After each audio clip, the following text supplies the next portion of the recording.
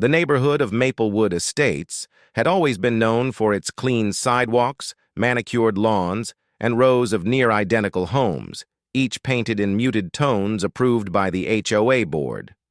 On the surface, it was the kind of community real estate brochures loved to advertise, boasting safety, prestige, and a promise of uniform perfection.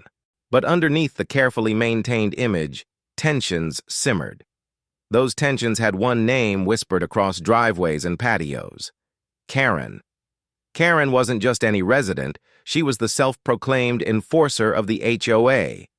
While officially the HOA had a full board, everyone knew that Karen's voice was the loudest, her influence the strongest, and her presence the most intrusive. She spent her days prowling the neighborhood with a clipboard in hand, scanning for anything that could be deemed a violation.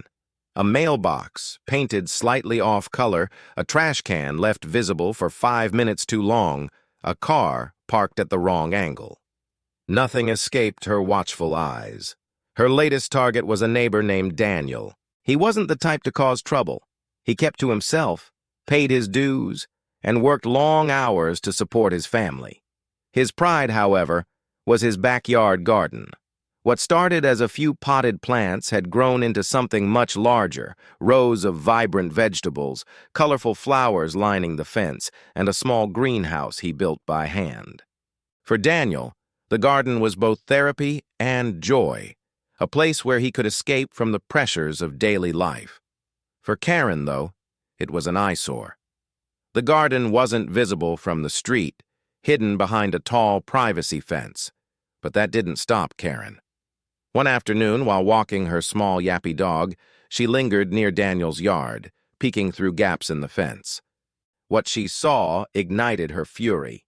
Rows of tomatoes, beans climbing up trellises, and sunflowers stretching toward the sky, an explosion of color and life that, in her mind, violated everything Maplewood Estates stood for. Karen wasted no time. By that evening, Daniel received his first violation notice. The letter, stamped with the HOA's official seal, accused him of maintaining unapproved structures and vegetation beyond acceptable aesthetic standards. It demanded immediate removal of his greenhouse and a reduction of his non-standard landscaping. Daniel was stunned. His garden harmed no one, and neighbors who knew of it admired its beauty. But in Karen's world, admiration didn't matter. Control did. The situation escalated quickly. When Daniel hesitated to comply, more notices followed. Each one carried harsher language, more threats of fines, and the possibility of legal action. Karen made it her mission to break him down. At HOA meetings, she spoke with venom, painting the garden as a threat to property values and a violation of community harmony. She claimed that if one person was allowed to break the rules, chaos would follow. Her words carried enough weight that other board members, intimidated by her persistence, sided with her. Daniel, however, was not alone. Quietly, whispers of support began spreading. Neighbors who had long endured Karen's overreach started to see his garden as a symbol of resistance. They spoke of how she fined families for leaving bicycles on porches, demanded uniform holiday decorations, and even once forced a family to repaint their house because the shade of beige was too creamy. For years, people complied to avoid her wrath, but Daniel's refusal to surrender sparked something new: resentment turning into resolve. Karen, blinded by her obsession, failed to notice the shift in her community. She strutted through Maplewood Estates with her clipboard, convinced she was safeguarding the neighborhood's dignity, unaware that her campaign against the garden was planting seeds of rebellion. By the end of summer, the garden still thrived. Despite her threats, Daniel refused to destroy what he had built. Instead, he meticulously documented every notice, every fine, and every accusation Karen threw his way. He didn't shout, he didn't fight in public, he simply waited. And as Karen grew more aggressive, neighbors who once hid their frustrations began quietly approaching Daniel, sharing their own stories, their own fines, and their own bitterness toward Karen's reign of control. It was clear to them all. This wasn't just about a garden.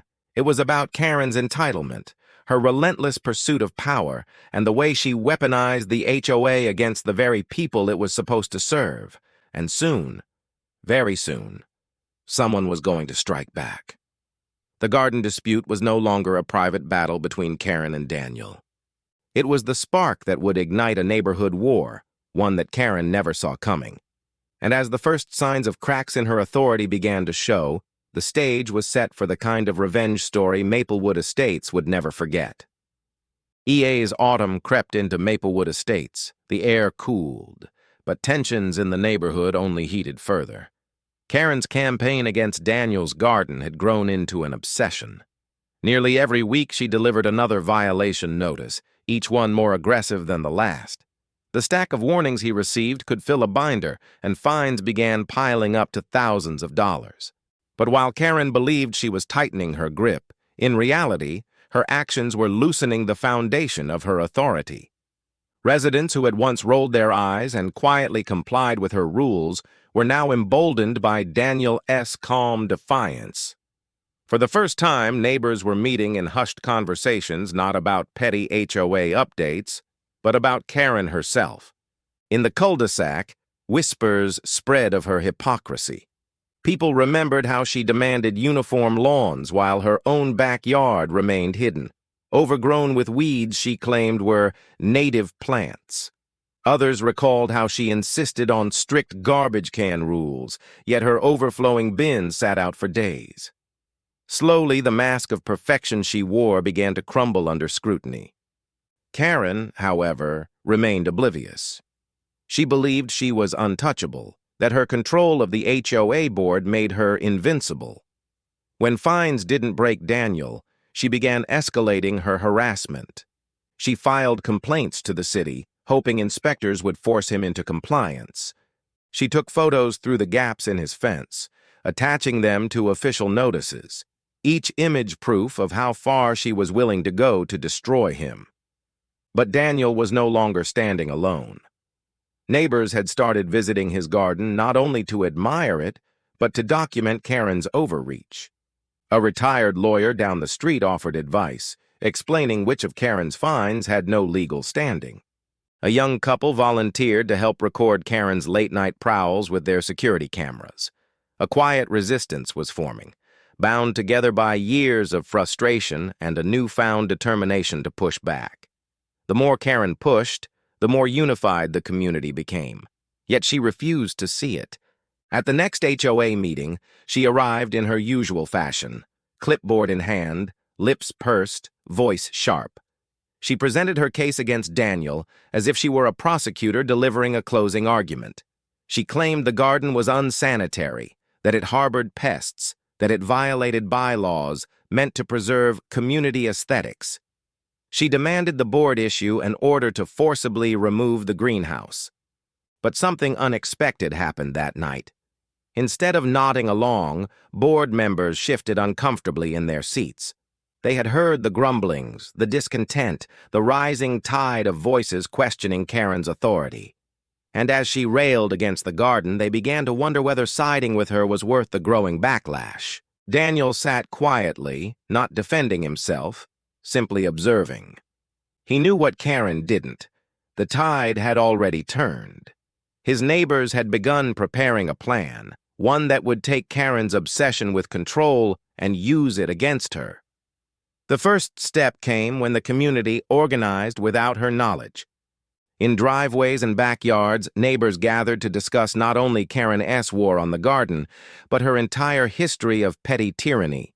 Stories poured out, of children fined for chalk drawings on sidewalks, of families forced to remove decorations deemed too bright, of residents threatened with lawsuits over meaningless infractions. The more they talked, the clearer it became. Karen wasn't just a nuisance. She was a bully who had thrived because no one had dared to challenge her.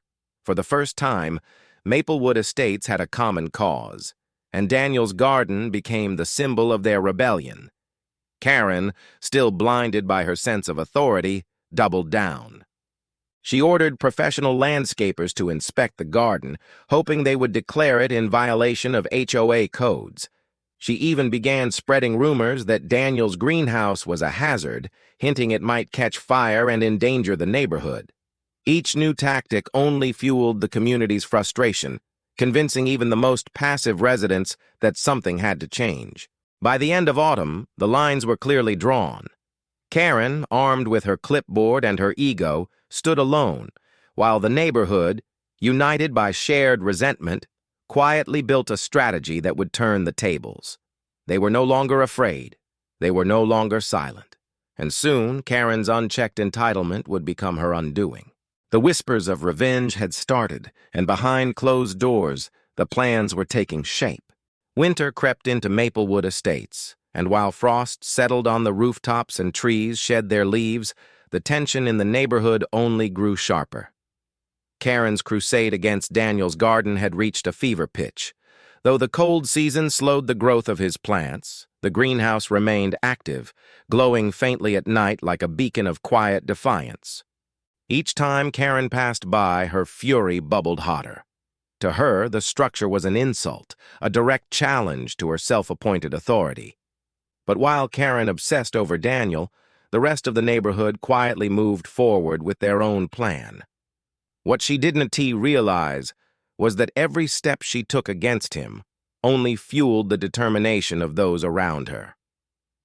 The community had begun to gather regularly, using garages and living rooms as meeting spaces where they could speak freely without her interference.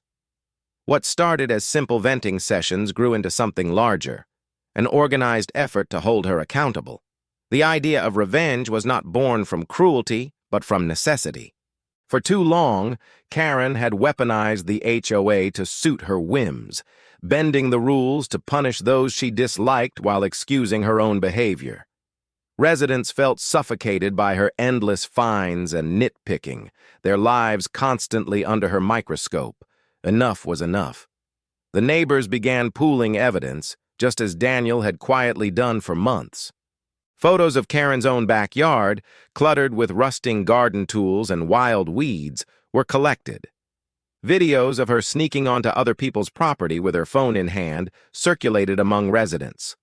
One particularly damning recording captured her screaming at a young family because their holiday lights were, in her words, too joyful. These pieces of evidence were more than embarrassing. They revealed her hypocrisy in vivid detail. Daniel, though central to the conflict, was cautious. He knew that direct confrontation would only feed Karen's ego. Instead, he suggested patience, a slow and steady build of their case until her web of control collapsed under its own weight. His calm strategy inspired confidence. Neighbors realized that revenge didn't need to be loud or reckless. It needed to be precise. Behind the scenes, a small committee formed. Residents with backgrounds in law, finance, and community organizing took the lead, drafting plans to reform the HOA. They discovered loopholes in the bylaws that allowed for a recall vote if enough homeowners signed a petition. This would require a majority of the community to unite, but Karen's long history of overreach had already alienated many. Momentum was building, and soon the petition would become a weapon sharper than any fine she had ever issued. Meanwhile, Karen grew bolder, misreading the quiet resistance as submission. She strutted through the neighborhood in her heavy winter coat, clipboard tucked under her arm, handing out fines for the most trivial reasons. A wreath hung too early, a shovel left leaning against a porch, footprints on a snow-dusted lawn. Each slip of paper she delivered was another nail in her coffin, though she couldn't see it. By late January, the neighborhood had gathered nearly every piece of evidence they needed. They had documented her double standards, her misuse of HOA power, and her harassment of residents. More importantly, they had built a coalition strong enough to act. But revenge wasn't just about removing Karen from power, it was about making a statement. Daniel's garden had become the centerpiece of their plan. What Karen had tried to destroy would be elevated, celebrated, and turned into the very symbol of her downfall. Whispers spread of a spring festival, one that would showcase Daniel's garden to the entire community. The idea was bold, risky even, because it meant directly challenging Karen's authority. Yet the thought of turning her greatest frustration into a public spectacle ignited excitement. Neighbors who had once been timid now eagerly volunteered to help, offering to build stalls, bring decorations, and organize activities. Karen, still blind to the growing rebellion, believed she was close to victory. She bragged at meetings about the fines Daniel owed, spinning tales of how the garden would soon be demolished under HOA orders. She smirked as she passed his house, convinced that his silence was surrender. But what she didn't realize was that every step she took was being watched, recorded, and documented. The petition was almost ready, the evidence was neatly compiled, and the festival, if all went according to plan, would be her ultimate humiliation. The stage was being set piece by piece for Karen's fall. And just as the winter frost would eventually give way to spring blooms, so too would the neighborhood rise against her, using the very garden she despised as the instrument of her undoing. Spring arrived in Maplewood Estates, thawing the frost and awakening the community's carefully hidden plan. The neighborhood, once divided and fearful under Karen's constant surveillance, now pulsed with a quiet energy. Residents who had tiptoed around her demands were no longer whispering, they were strategizing. The petition had circulated in secret throughout the winter, and the results were astonishing. Nearly every household signed, eager to strip Karen of her authority. Families who had once been fined for children's toys left on lawns, retirees who had been harassed for bird feeders, and parents who had been told their holiday decorations were tacky, all rallied behind the cause. Each signature on the paper represented years of pent-up frustration, and together they created a force too powerful to ignore. Daniel, whose garden remained at the center of the storm, continued to work in silence. His greenhouse thrived, filled with young seedlings ready to burst into life. Sunlight filtered through the glass, casting warm patterns across rows of carefully nurtured plants. To Karen, it was still a symbol of defiance, an insult she couldn't allow to stand. To the rest of the neighborhood, it was something else entirely: hope. Karen, however, had not grown more cautious with the changing seasons. If anything, her behavior had become more reckless. Perhaps sensing that her grip was slipping, she lashed out at everyone around her. New fines appeared almost daily. Trash cans pulled a few inches too far, garden hoses coiled imperfectly, even doormats that weren't aesthetically consistent. Her obsession blinded her, and each violation notice she delivered only fueled the growing rebellion. The turning point came at the monthly HOA meeting. Residents filled the room, more than had attended in years. Karen strutted to the front, clutching her clipboard, and launched into her usual tirade. She presented stacks of fines against Daniel, insisting his greenhouse be demolished, painting it as a threat to property values and neighborhood harmony. She spoke with confidence, certain the board would bow to her demands as they always had. But this time, the room did not nod along. Murmurs rippled through the crowd, sharp glances exchanged between neighbors. When Karen finished her speech and raised her chin in triumph, the room erupted, not with applause, but with opposition. One by one, residents began standing, not to support her, but to speak against her. They recounted years of harassment, unfair fines, and Karen's blatant hypocrisy. They spoke of her overgrown backyard, her constant trespassing, and the way she weaponized the HOA to serve her own ego. The evidence collected over the winter surfaced: photos, videos, and records meticulously compiled. The picture they painted was damning. Karen's face flushed red as she tried to interrupt, waving her clipboard like a weapon, but her voice was drowned out. For the first time, the board members themselves hesitated to defend her. The petition was presented, thick with signatures, a clear demand for her removal. The rules of the HOA were on the community's side, and the motion for a recall vote was undeniable. In that moment, Karen's authority fractured. Though she raged, shouted, and threatened legal action, the tide had already turned. She could no longer intimidate or manipulate. The people she had bullied for years had finally united against her. Yet the revenge was not complete. Removing Karen from power was only part of the plan. What came next was designed to humiliate her, to bury her entitlement in a way that would leave a lasting mark on Maplewood Estates. Preparations for the Spring Festival kicked into high gear. Officially, it was framed as a community event, a chance for neighbors to reconnect after the long winter. But beneath the cheerful facade, it was something more. Daniel's garden would be the centerpiece, openly celebrated and admired. The greenhouse Karen had tried so desperately to destroy would be on display for everyone to see, a living monument to her failure. Neighbors volunteered eagerly, tents were borrowed, tables set up, decorations planned. Local vendors were invited and families prepared dishes to share. Children created banners painted with bright flowers and vegetables, each one an unspoken jab at Karen's endless crusade. The event was promoted throughout the neighborhood, but no invitation was extended to her. Karen, of course, caught wind of the plans. She stormed through the streets, clipboard in hand, declaring the festival unauthorized, threatening fines for anyone who participated. But her threats fell flat. Residents ignored her, some openly laughing at her attempts to regain control. The fear she once inspired had evaporated, replaced with bold defiance. As the festival drew closer, Karen's fury reached its peak. She filed complaints with the board, tried to involve local authorities, and even attempted to block the event through technicalities buried in the HOA's bylaws. But each effort failed, dismantled by the same neighbors she once ruled over. The stage was set. Spring had come, the garden was ready, and the community stood united. Karen, stripped of her power and ignored by those she once dominated, could only watch as the event she despised moved forward without her.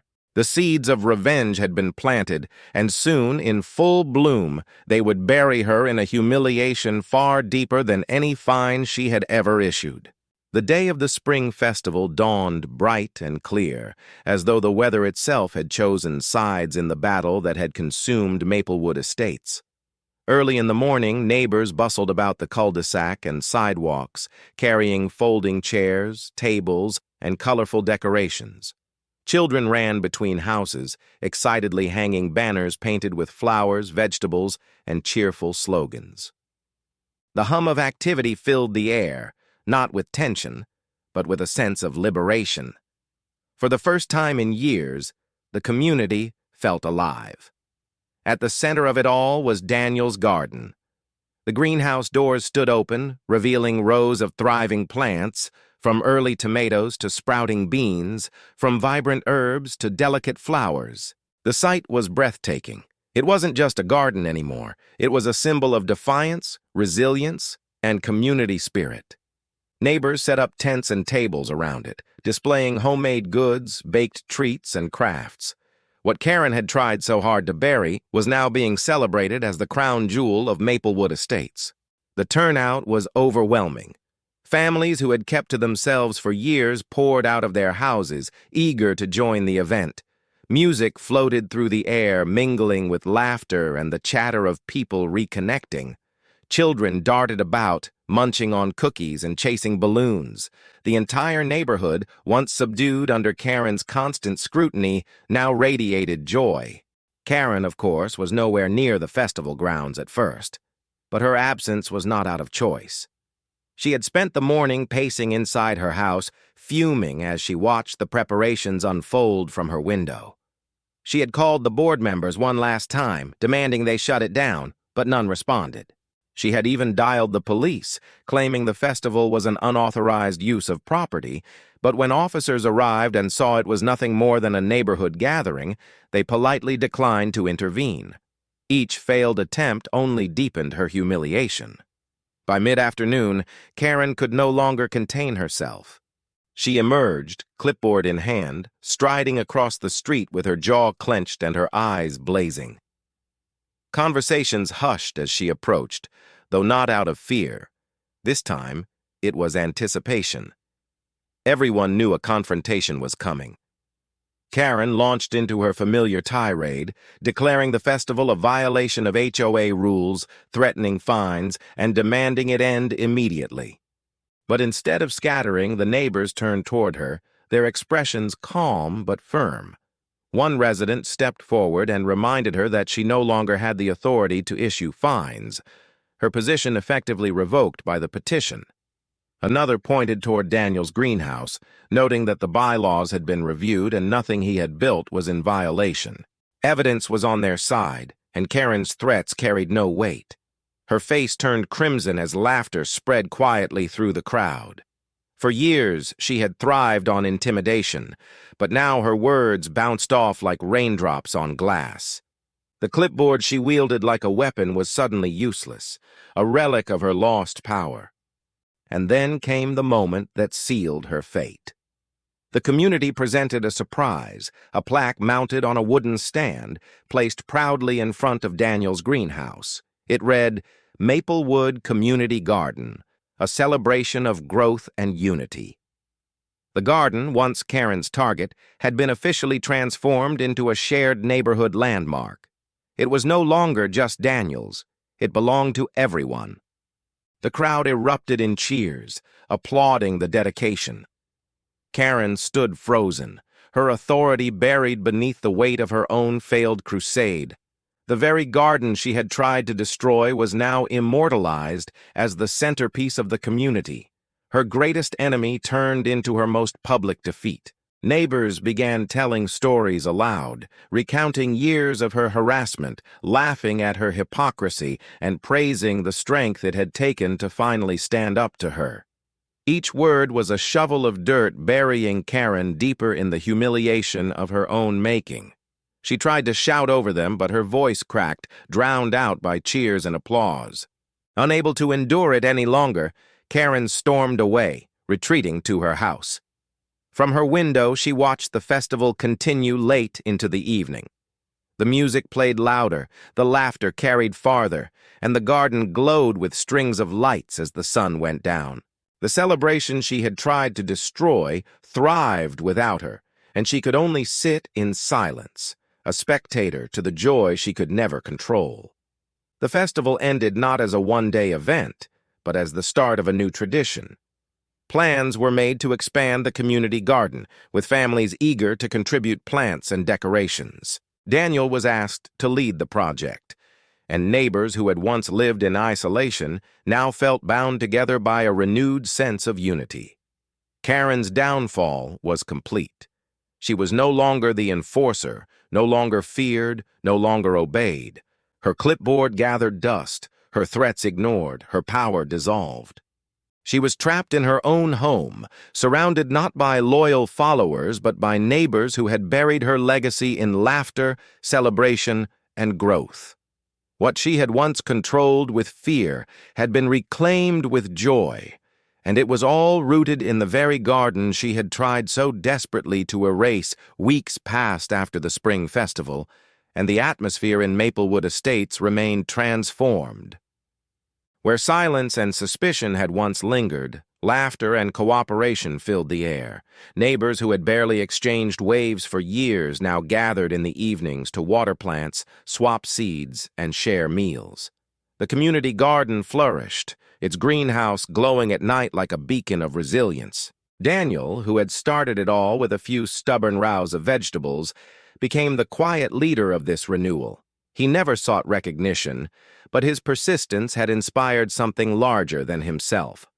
Residents who once kept their blinds shut now strolled freely, discussing future plans, perhaps a walking path, perhaps a mural wall, perhaps more festivals. The neighborhood, once suffocated by fear of Karen's clipboard, breathed again. Meanwhile, Karen's world shrank to the confines of her property. The walls of her house became her shield and her prison. Each day she peeked from her windows to see what she considered chaos.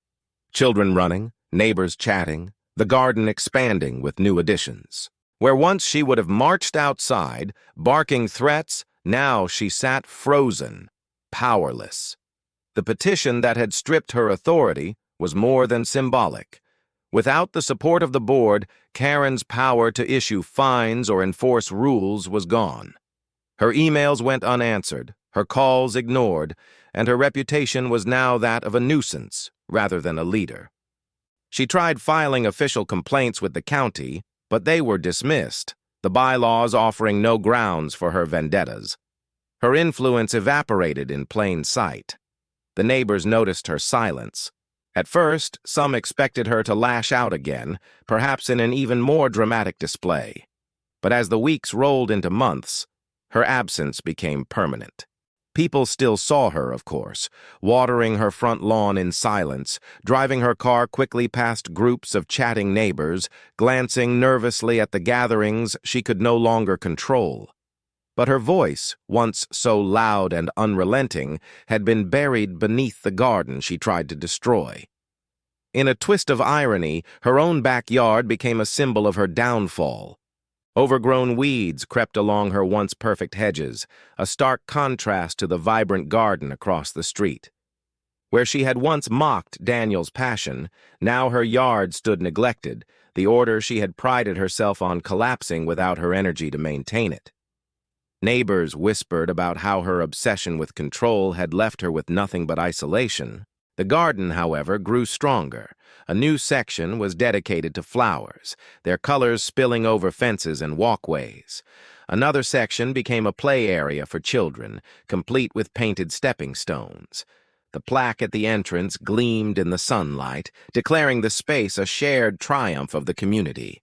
Visitors from other neighborhoods even came to see what Maplewood had built, admiring the unity that had sprouted from rebellion. Karen could do nothing but watch.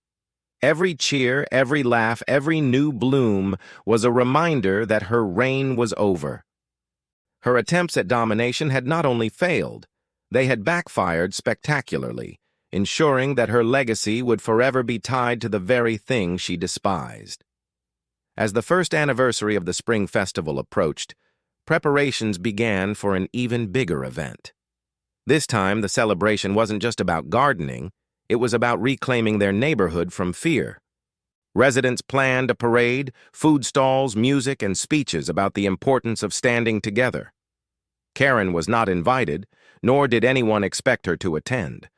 Her exclusion was not by force but by choice, hers and theirs. She had isolated herself so completely that she no longer belonged to the community she once ruled. On the day of the anniversary, Daniel stood by the garden, watching as families gathered once more. The festival was larger than before, filled with joy and pride. Neighbors thanked him quietly, some even admitting they had once been afraid to defy Karen, but now felt free because he had taken the first step. Daniel simply smiled, knowing the victory wasn't his alone, but theirs together. As night fell and lanterns illuminated the garden, a hush came over the crowd. They unveiled a new addition, a mural painted on the side of the greenhouse. It depicted a strong tree, its roots intertwined with houses, symbolizing unity. At the base of the tree was a small, subtle detail, an abandoned clipboard half buried in soil, covered by sprouting plants. The message was clear. Karen's reign was over, buried in the garden that had outlasted her.